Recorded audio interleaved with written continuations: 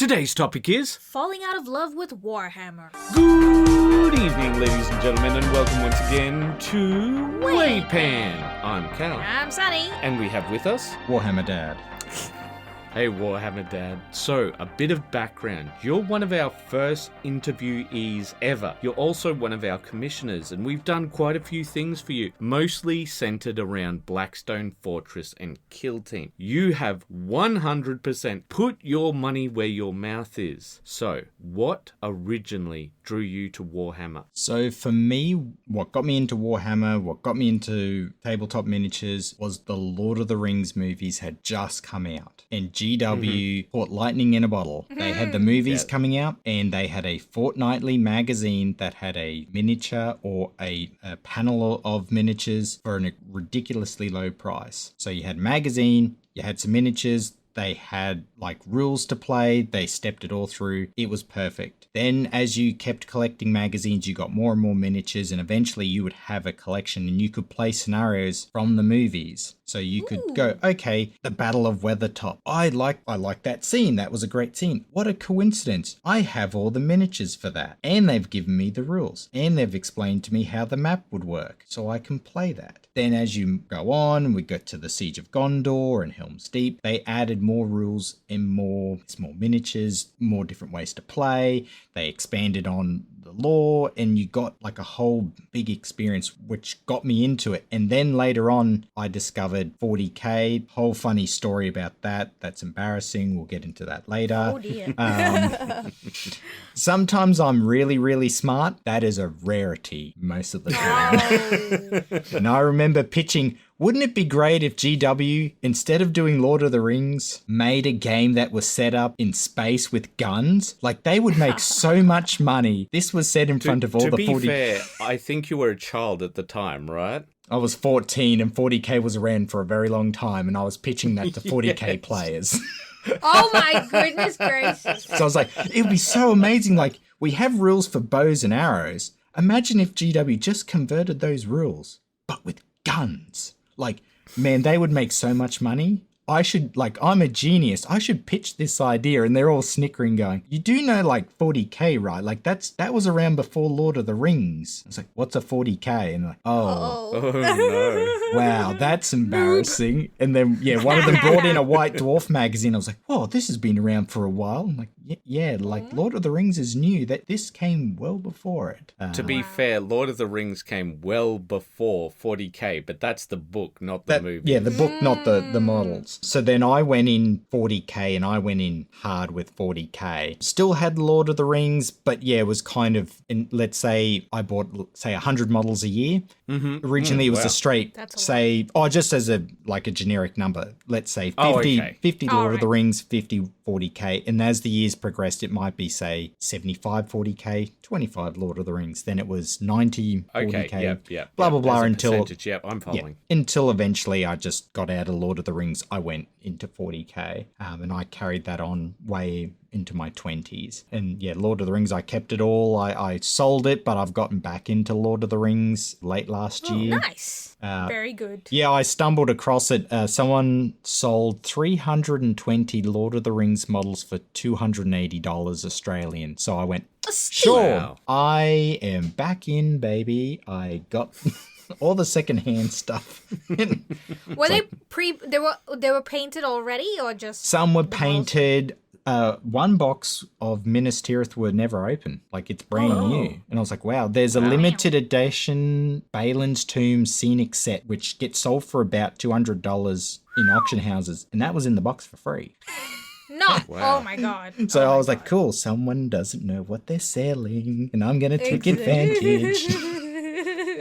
Classic Warhammer Dad. Yep. But we have to come to the difficult question now. Mm-hmm. So we know the answer to this, but we want to be able to give you the full context. Was there a specific moment or event that made you realize you were falling out of love with Warhammer? So there's multiple points that kind of added up to, I took a big break. I've been out of it for nearly 12 months. The Lord of the Rings, for me to get back into it, one, my sons are now showing interest in Lord of the Rings. It's such an easy game to play. But the reason why I got out of 40K is, one, the community has always been, even back when I was hardcore into it as a teenager, we don't know what we want. Every time GW does something, we hate it. They could bring out a miniature tomorrow that will cure cancer, and we will complain that why didn't it cure AIDS? You know, we just seem to always constantly be a very negative community. And I guess for me, especially with what we've been through with like the pandemic and all the other stuff, I'm tired of being around negative stuff. So I've kind of gone, this is kind of annoying. The prices are just astronomical, and you kind of got to sit there and go, there's other alternatives here that are cheaper. You know, GW's kind of still living in this fantasy world of they are the only ones who make miniatures, and that's just not the case. Like, people can now make their own at home, and it's hard to kind of look, you know, like as we speak, I'll flick over and have a look. Cool. One of the models here, Space Marine, it's $77 Australian. I go, that's one model, $77. What? Yeah. Character is like a character model? Correct. Oh, well, a chaplain with jetpack is $74. Still, that's pretty pricey. Okay, when I bought quite a lot of my stuff, let's say with the Lord of the Rings, it was 24 models for $28. And I go, cool. Now, I want to buy, let's say I want to buy the exact same thing today. I can tell you right now, so Urukai Demolition Team, $51. That was $26 back when I bought it. And it's the same model. It's not, oh, they've added more detail, the poses are different, they've upscaled. No, they're just selling me the same thing, but nearly double the price. This isn't something that is new, though. So can I ask a follow-up question? Was there a straw that broke the camel's back? The big thing that kind of really set me over the edge was the big kerfuffle. I forget exactly what it was. I think it was the female custody thing. I honestly can't remember what started it, but the GW press or social media marketing team said, if you don't like what we do, you can leave. You won't be missed. And I kind of took that as a bit of a threat, going, okay, so not just buying miniatures, but paying for commissioners, paint, everything. I generally spend anywhere between 8 and 14 grand every year. So you've just threatened me and said, you don't need me. I won't be missed. Okay, well, challenge accepted. On that point, there's something that I want to press in with the specifics, because it wasn't actually the change in the law, but it was specifically this response that got you upset. I remember, because I remember that you were like, oh, that's a bit silly. And you moved on with your life. But it was when they said that you're not going to be missed. And they also started banning people. People, like, it's always a two-way thing. It's always good to have a discussion of, well, you know, I don't like this, but I do like that. It's like there's healthy banter where it's a case of, you said something I don't like, ban. Or you've given me criticism, ban. Oh, you know, you didn't praise me as being a demigod, ban. It's like, okay, it sounds like unless I dance directly to your drum beat, like you're going to kind of go after me. This is a hobby, like this is supposed to be fun and entertaining, like this is downtime, and not trying to gain sympathy, but you know, my job is stressful like everyone else, of course. I don't then want to go, cool, my hobby also adds more stress, because man, if I post something that might be taken badly by a marketing team, I might get banned, or I might get this, or I might get that. So it was kind of cool. You're now making things political. You're now making things very targeted. You're now kind of weaponizing a hobby, which that's a very over the top statement to make. But to me, it was like, okay, this is now no longer fun. This is now, you got to walk on eggshells. Well, I can leave now. You no longer felt safe in your hobby to express yourself freely? Well, I look at it from the point of, I've got 2 sons. What happens if I take them to a gaming store and they say something not out of malice but out of ignorance, and they could be, you know, snapped at, they could be, you know, talked at, who knows? You never know what's going to happen, because we've set the precedent of, if you don't follow us 100%, we're going to get upset and you'll be forced to leave. And I So go, how did that make you feel? I mean, you have been a Games Workshop fan / Warhammer fan for a very long time. And not just a long time, but it was a part of your childhood. I know it's very strange, but now we all have connections to brands. If you could you please unpack how you felt about the change? for me, I guess because I have such a big collection, it's more, okay, I can now step away from the hobby. I've got enough that my sons and I we play regularly in our own little group.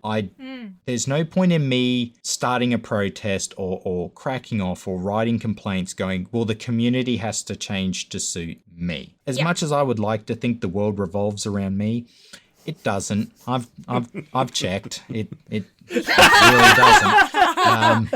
I'm complaining about it. I'll write to my member of parliament in a little bit about it. But it was more just, okay, do I want to fight and die on this hill, or do I just want to go and find something better, find something else, or see what else is out there? So, had a break from Lord of the Rings, had a break from 40K, had a break from GW. And then it was like, well, what else is there? Because other people have mentioned other things and I've always gone, but it's not GW, so I don't care. So it was cool. Look at BattleTech. BattleTech's actually pretty cool. I'm a huge Gundam Wings fan, so I kind of went, BattleTech isn't for me. I'll go hard into Gundam Wings. Bolt Action, once again, very good. But there's other games I would say is worth having a go. Bushido is one. If you like Battlefleet Gothic, have a look at Dropfleet Commander. There's so many other games out there that have piqued my interest that I find that more and more interesting. The bigger thing that we moved into, especially my sons, was board games. We've got now an extensive collection. I don't know, it's like 60 something board games we've got now, because it's something that we don't need a community. We don't need to get into any big discussions. They're very accessible, yeah. Correct. And the other thing too is it's a low bar to get into. Like a board game, you can pick up a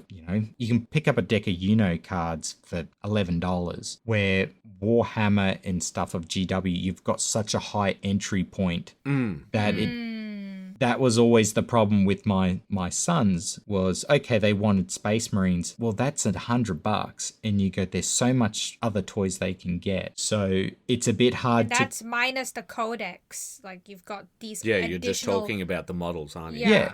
Well, it's always been an issue where it's always the plus and. Okay, I want to get into 40K. Correct. That's easy. Okay, you just buy this one box of Space Marine and that codex and the rules, and you need the paint, and you need the art tools, and you need all the rulers, and you need, I guess they used to have templates, but you need the templates. Yeah, I follow what you're saying. And you need this, and you need that. And it's like, well, it's almost, it's, like you kind of sit there and go like, okay. And it just puts you off. Well, it's gotten worse as things progress. So it's funny. I have bought secondhand copies of the Lord of the Rings rulebook. So the Fellowship, the Two Towers, the Return of the King, Shadow and Flame, and Plenor Fields. And it's so funny. The scenery, GW shows in their book. So this isn't a standalone book. It's in these, call it codexes, how to make terrain out of paper, out of styrofoam. They even have a page in the Return of the King Lord of the Rings rulebook of all the flags, and they go, scan this page on your home printer at, I think it's 102 or 105% in full color. Cut it out. There's your flags done for free. That's it. And it's like, wow, isn't that? We don't have that anymore in like 40K or modern Lord of the Rings. In modern GW stuff. Yeah, like the terrain, they've gone, I think it's in the Fellowship book where they go, if you don't have any terrain, just get some books and a sheet, throw it over. There's terrain done cheap. And I'm like, wow, if a GW employee saw that today, their eyes would melt. GW not pawning off some terrain, just a sheet and some books? We don't sell sheets or books.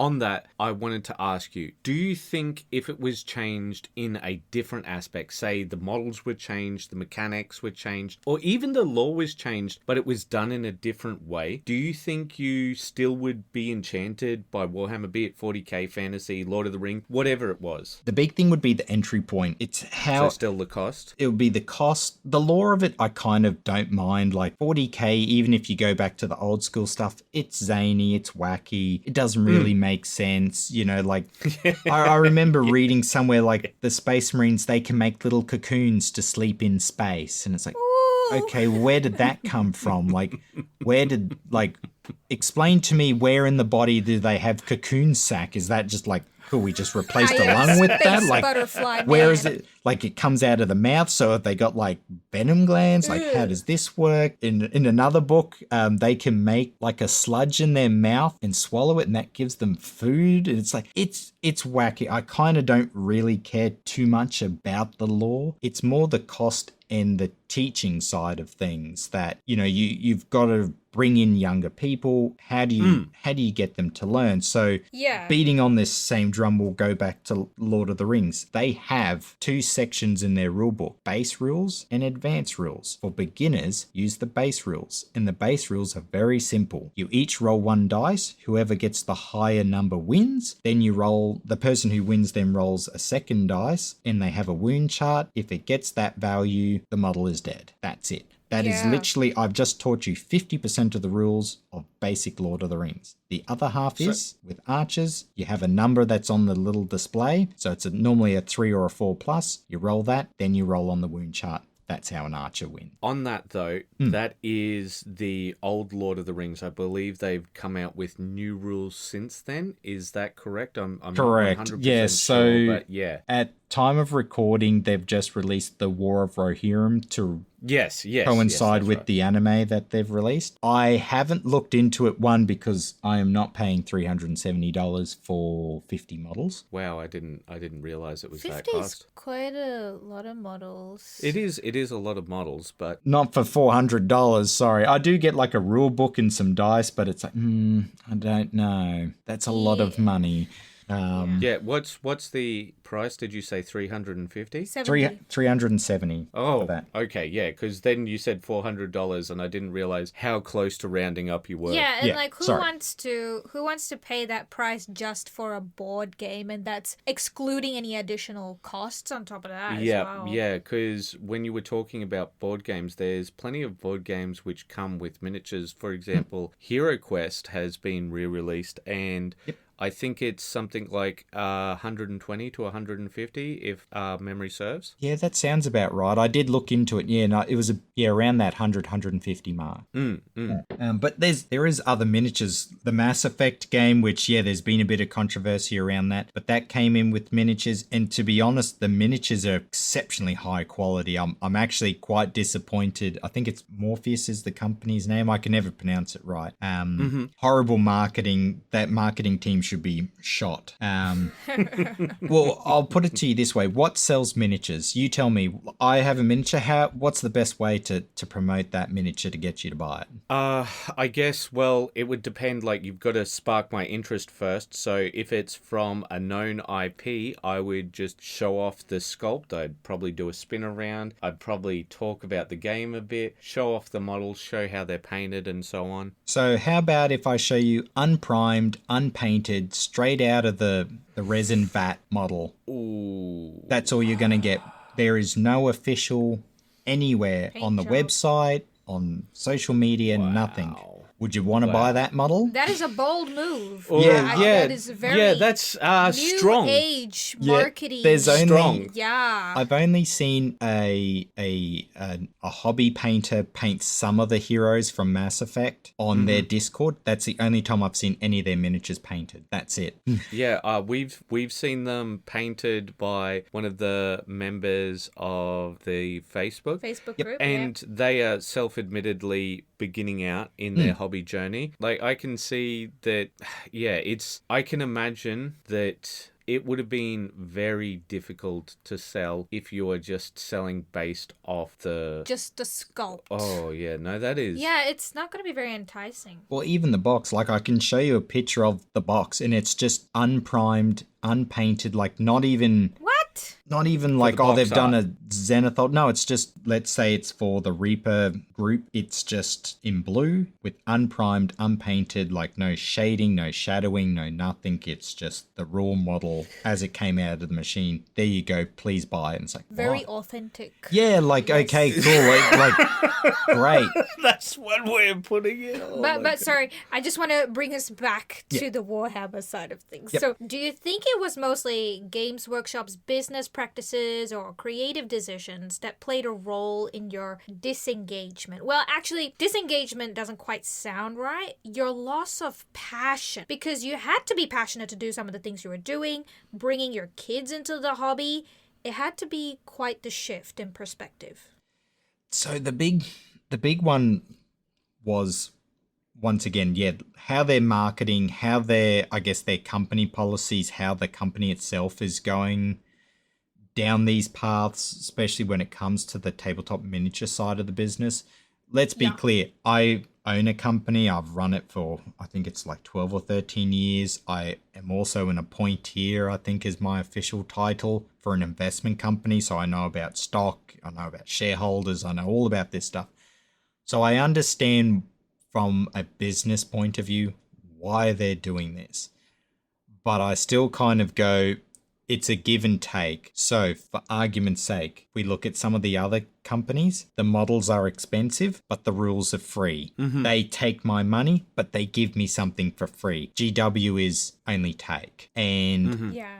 it's the constant, the rules are never right. There's addendums of addendums of addendums of addendums. You buy a model this week, the rules will change next week. If they release, I think, if I heard right, the Eldar or the Dark Eldar were getting a release soon. They're going to be the most OP army to get. And then when the next one comes out, they're going to be at the bottom of the pile. And it's this just constant of, I've got to keep buying stuff. I can never be finished. And for me, especially as a collector, I want it to be finished and get something else. And it's just like, how many more Space Marine lieutenants do they need to bring out? Like, you're not the only one with that complaint. I'm pretty confident now that I could have a 15th 4,000 point army purely managed by Space Marine lieutenants, and I'll just consider them standard infantry. I would almost bet a month's pay that I could do it, because they would have that many of them. I would easily have 4,000 points. Even if I just counted them as standard infantry, I would have enough points. So just on that point, it seems like what happened was you already had all of this building up. You already had all of these moments where you were like, all right, I can tolerate this thing with the games. All right, I can tolerate this thing with the cost. All right, I can tolerate that thing with the law change. You were tolerating a lot, but it was once they sort of threatened your social. Correct. I wasn't going to say social status, but It was Your ability to socialize with yeah, it, I guess. like they really threatened you socially. They said, "Look, you got to believe the same things that we believe, otherwise you're out." And Yeah, you've got to be in total agreement with us. Yeah. Like, that's not fair, you know? Correct. Well, especially when we'll hammer this home a little bit now, that when I say I've got a collection, I've got I know. serious, like, to not Yeah, you do. brag or boast or anything. I have over 4,000 models. Yeah. Now, that's not 400, that's not 40, that's not 46, that's 4,000 models I have from GW. I have a lot. I have spent a lot. You've gotten commissioned. You've had somebody Yes. paint them nicely for you. For example, myself, as an example, you were the one who got us to paint all of the Gallo Dark terrain. Yep. And you absolutely loved how they turned out. And though I do give you a bit of a hard time for how long it took, but I do think that they turned out absolutely fantastic once they were all done up. It's still one of the pride points of the collection, you know, second only to the the work you did for Blackstone. That's always the pinnacle of everything. It's just, the Blackstone's always my precious baby. It's the only one that's not on full display. It's put away because that one there, I've got everything. I've got the models or the rules for the models that only came in White Dwarfs. I got the limited edition cards that there was only so many ever made. They're, vacuum sealed in a little envelope because there was only so many ever made. All these other rules, I got the ones that didn't come to Australia. Like, that was a big part of my collection. But yeah, do you do your best impression of Golem every time you look at your Blackstone Fortress models? No. It's a case of because I have so much of it, I had to build a 28 square meter shed in the backyard because my wife threatened me with both physical violence and withholding certain activities, which is paramount to my well-being. It was like, you can't threaten me, woman. We won't do this ever again. I am building a shed and I will commence immediately. I wear the pants in this relationship and I'm doing as I'm told. Here comes the bad dad jokes. Well, on that point, we know that family means a lot to you. No, not being divorced is paramount. Happy family's just a byproduct. But continue. Okay, I'll indulge in your beliefs. I wanted to ask you about Warhammer community. I am not talking about the website, both online and in person. How has it influenced your enjoyment or frustration with the hobby? So once again, it's split down the middle. There's been great times, especially when I was a teenager, hanging out with the guys, playing it over at each other's houses, having big battles that ran for multiple weekends, all of that stuff. That's been fantastic. I guess maybe as I got older and social media and more online presence came in, you started to see more of the complaining. And I think it's hard to have a go. Let's say if you go to a store, you go to GW, it's hard to kind of abuse someone face to face in the store because that's a human being. You can see how that would hurt someone. But when it's online, and I've seen some absolutely ridiculous comments like, oh, the person who made this sculpt should be murdered and have his family killed for it. It's do you really mean that? Okay, the model might look a bit goofy, but are you seriously wanting to commit mass murder over that? Or are you just trying to be Mr. Tough Man here? I 100% know what you mean. For example, we got a comment recently, and it wasn't nearly as harsh as any of that, but people will just out and out lie. And that's the one thing that gets to me, because that was on our Dirty Down Rust episode, and that's one of the few episodes where we did everything ourselves and we literally showed the process. We uninterrupted showed how long it would take to shake the bottle to get the little ball out, because it's very difficult to do. And we sort of wanted to make that point that, listen, until you hear that thing, right, we didn't speed it up, we didn't do anything like that, and we literally showed how things work. And this person was talking about how we're liars and so on and so forth, and they said some other things, but they also said, you've earned this downvote. And I just thought to myself, okay, friend. The biggest thing, the biggest revelation for most people was we literally read the instructions on the back of the bottle and showed how to do it. It is a bit funny.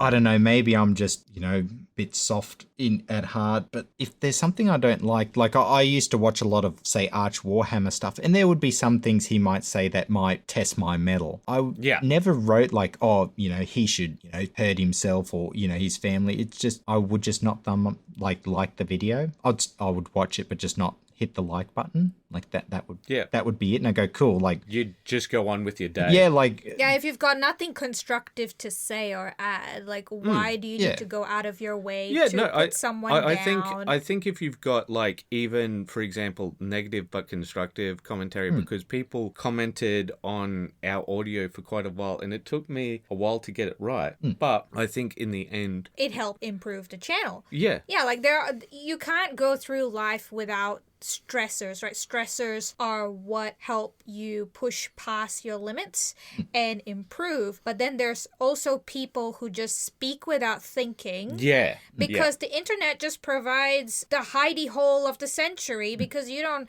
have to face the consequences of your actions, your thoughts, your words, because you're never going to see that person. And then you have regular people like us who actually understand that there are consequences to your actions and that you are speaking to another person. This is a person interacting on the internet. It's not just a bunch of words. And people don't seem to understand or remember or realize that anymore, that these are not just words. It's a person. And it's all these kind of things that, and it's not just the Warhammer community, like it's across social media and internet in general. Yeah. But it's one of those things where I'm like, why would I want to go into that group? Like for those who are listening to us now, would you want to be around people that are constantly negative, that the sun never shines in their world? It's just grey. Everything's bad. Everything sucks. Everything's horrible. Exactly. You just sit there and go, okay, like I'm mentally exhausted just being around you. And that's kind of it. And instead of, protesting or complaining or anything, I just go, cool, I can walk away. Like nothing's like GW isn't going to break into the Warhammer shed, steal all my models now that I don't want to socialize on their, Facebook pages. I can enjoy the hobby myself. I've got all the rules for 7th edition. I don't need to go to 10th edition. I can play by myself. I can play with my sons. I can have my own little group. I don't need to be a part of the bigger group. And it was just a case of, okay, I can be a part of this big group that there's a lot of instability. There's a lot of friction. There's a lot of hate going around. There's people who say yes and no and this and that. And it's all getting, very politicized and polarized. And I've just gone, no, you can keep that. I can sit quite comfortably in the shed, surrounded by these models, and can play or with more my sons. importantly, you could find a different community, because no longer is Warhammer the monopoly that it once was. There's lots of miniature games. Yeah, out there. like you mentioned earlier about Bushido, and we know you like Bushido. Yes. And we have done up a few warbands for you, but have you found other hobbies, games, or franchises that now fulfill the role Warhammer once did for you? And have they completely filled the gap? Because Warhammer fills a lot of niches, like gameplay, lore, hobby. So are there any that hit every spot? No. So for kill teams, Bushido, that's a really great substitute. I'm really happy with that one. For 40k, it's actually more Drop Fleet Commander. So it's a little bit of, how would you say, apples and oranges, where Drop Fleet Commander, it's about ships. It would be more closer to Battlefleet Gothic for those of us who can remember that far back. They also do Drop Zone Commander, so it's a multi-scaled game. So you've got Drop Fleet, so you're playing with spaceships, so big stuff. Drop Zone, so then it's squad, so that would be more closer to 40k. Then they've got, I think it's called like Infiltrators, so that would be their version of kill team. So you can go,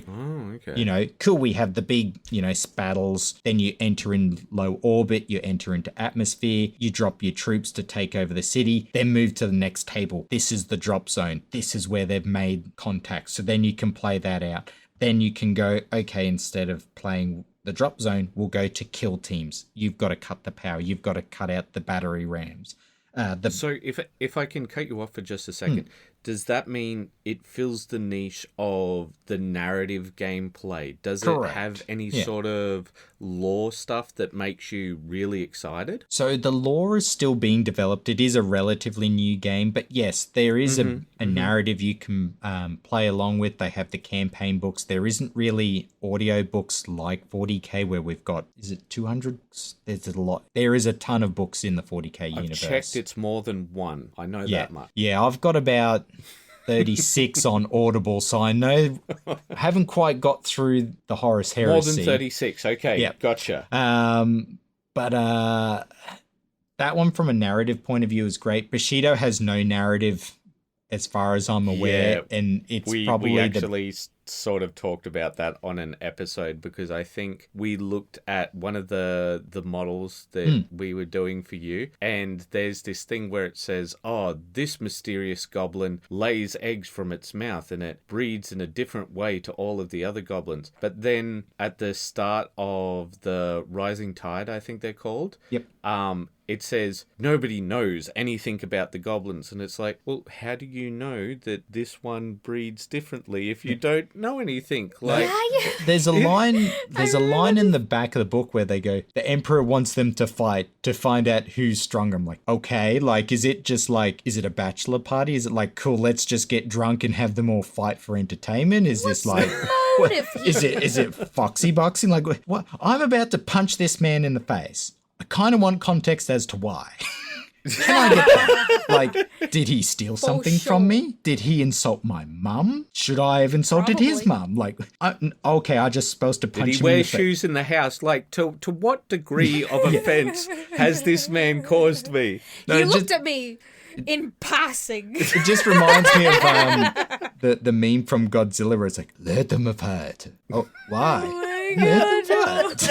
Oh, okay.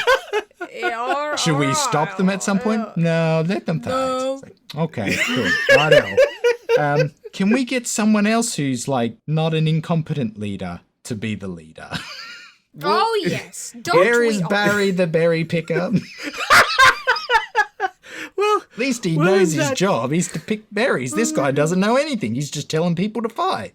In that case, do you ever feel nostalgic about Warhammer, or do you see your departure from it as a positive step? So, for Warhammer, I guess I still always have that soft spot.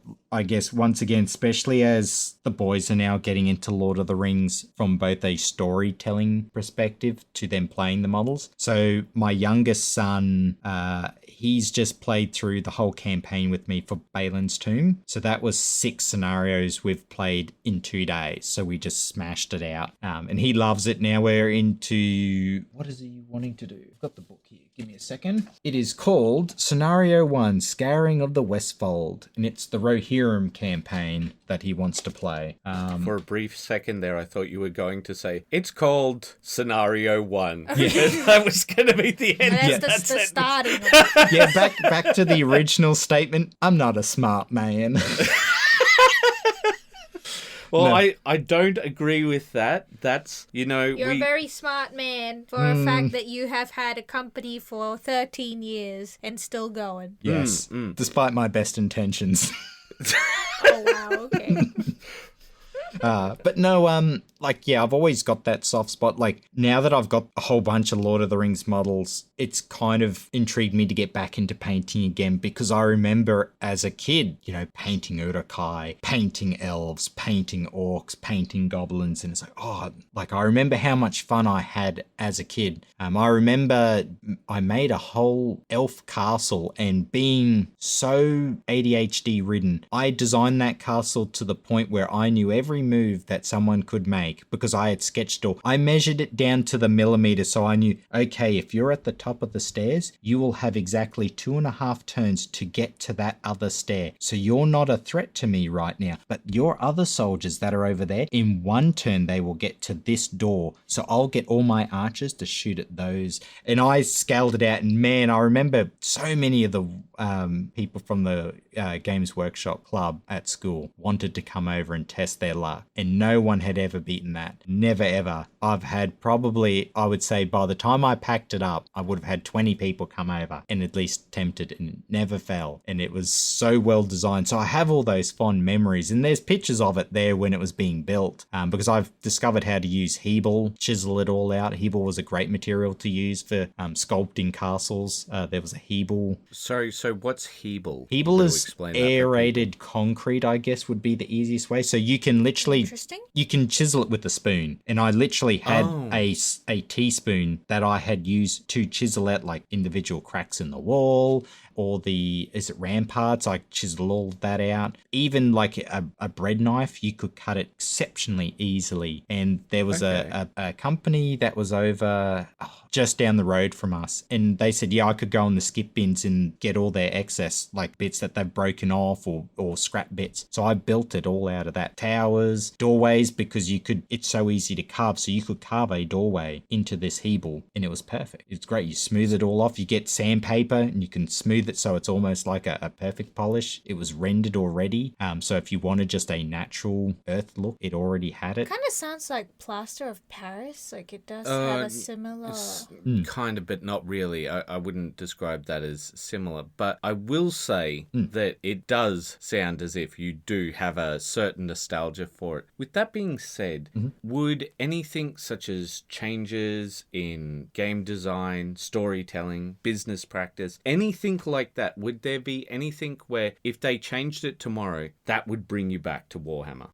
See, it's funny. I've been debating that because there was rumors of Battlefleet Gothic coming back, and I always wanted to get into Gothic. But see, the problem is now I've expanded my horizons. It's more cool. Why bother going into Gothic when I've got Dropfleet Commander? If they brought out, say, Blackstone Fortress 2.0, well, we've got a lot Blackstone Forest sounds good too. I am getting Forest. hungry, to be honest. But Blackstone Fortress, I've got so many other games. The Skyrim board game, there's Assassin's Creed board game.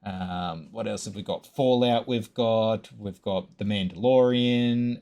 Skyrim, that's one that you were painting. Yes. Mass Effect I've got. No miniatures, but exceptionally good game, and I highly recommend it if you can find a copy, is SS Vanguard. I've played that. I've played a few scenarios. Oh, yeah, I think I've heard about that one. I think you put me onto it on GameFound, was it? Correct. But the one that they're making right now and it'll be released for Christmas is Land of Evershade. Ooh. If you like, your Hero Quest, you like your Blackstone Fortress, you like those kind of games, have a look into that because that is fantastic. The big thing is how they explain the scenarios and the storytelling is all through an app. So you don't have to sit and read books upon books of text. It's kind of hit a button on your phone and it explains to you what you're doing. So it's like a DM is on your phone. So interesting. Yeah, where Blackstone, you've kind of got to read bits of flavor text and you kind of got to connect the dots where they go, cool. Like on your phone, someone will go, yep, you've entered this town.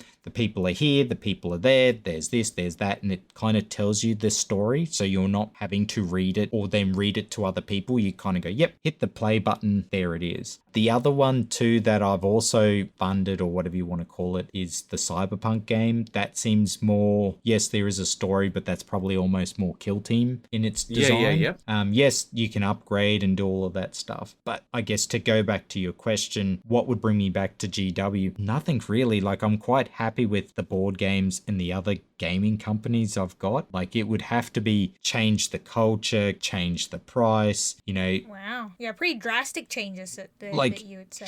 Treat your customers a bit better, Yeah. Okay, cool. You can sell the rules, but make the rules in some cases free. I would definitely go back to the old way of having like junior rules, go back like half an hour ago. Basic and advanced rules. Yeah, like the big thing with Lord of the Rings, flogging that dead horse is I taught a 6-year-old how to play Lord of the Rings Warhammer in 3 minutes. Now, that isn't because I'm just fantastic. Far from it. It's because it's so simple. It's so simple. The advanced rules are quite advanced, and yes, there's might, will, and fate, which changes dice values. There's courage. You got to do this. You got to do that. The rules do get more complicated, but as it states in their own book, you don't have to play with those. If it's too hard, don't do it, or use only some of it. If these rules are too hard to understand, ignore it. Just use the ones you do know. And it's like, wow, GW doesn't do that anymore.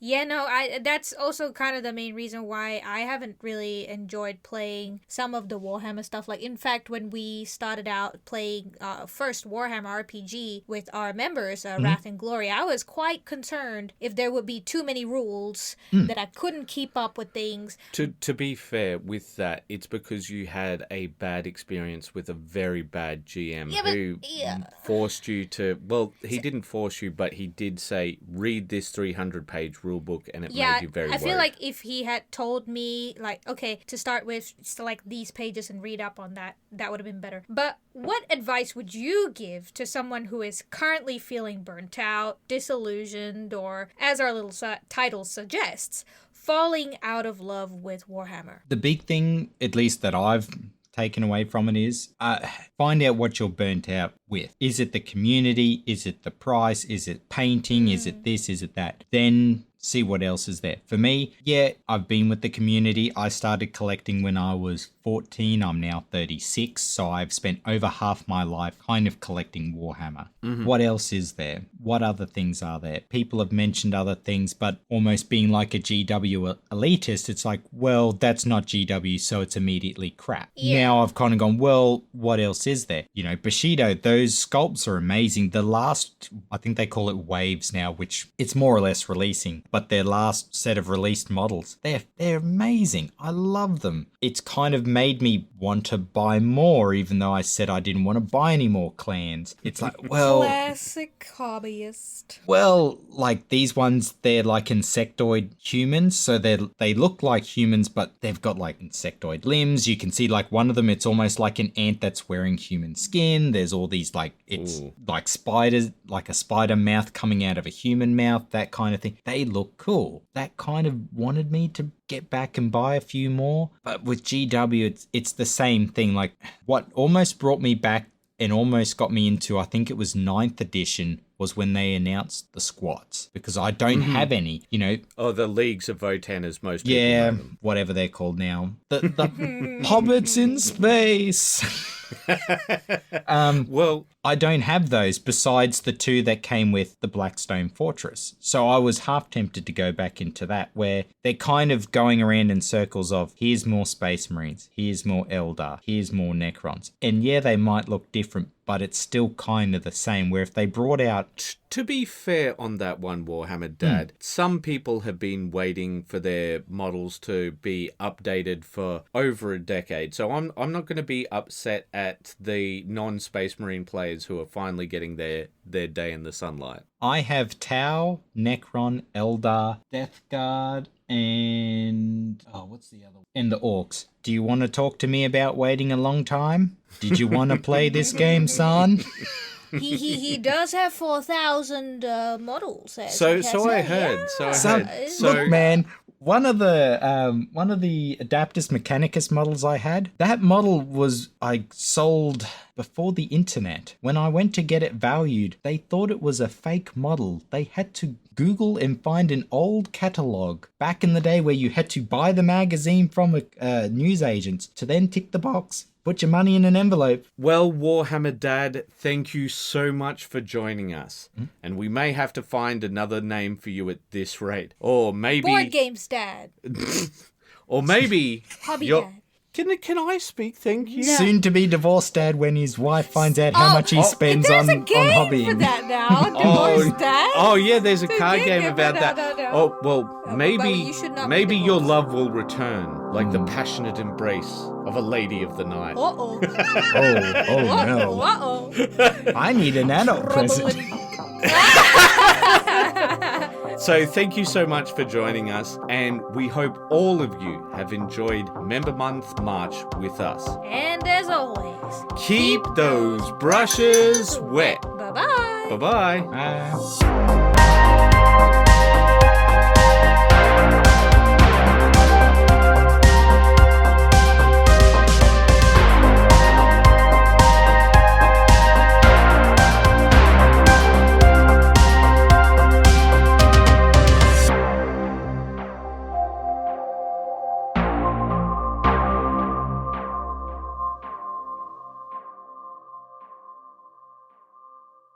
Dear Games Workshop, we'd like to share some honest feedback, not just from us, but from the community. We've seen some changes lately that have really impacted our experience with the hobby. You have lost one whale due to your behavior. You changed the lore. That will happen. But the minute you started threatening people and banning them because they disagreed, you stepped over the line. Trust doesn't break, it shatters. And now we feel is a good time to talk about this while people aren't heated and going crazy about one thing or another. But there is something we would like you to look at. I generally spend anywhere between 8 and 14 grand every year. But not anymore. And why? I've got 2 sons. What happens if I take them to a gaming store and they say something not out of malice but out of ignorance, and they could be, snapped at, they could be, talked at, who knows? You never know what's going to happen because we've set the precedent of if you don't follow us 100%, we're going to get upset and you'll be forced to leave.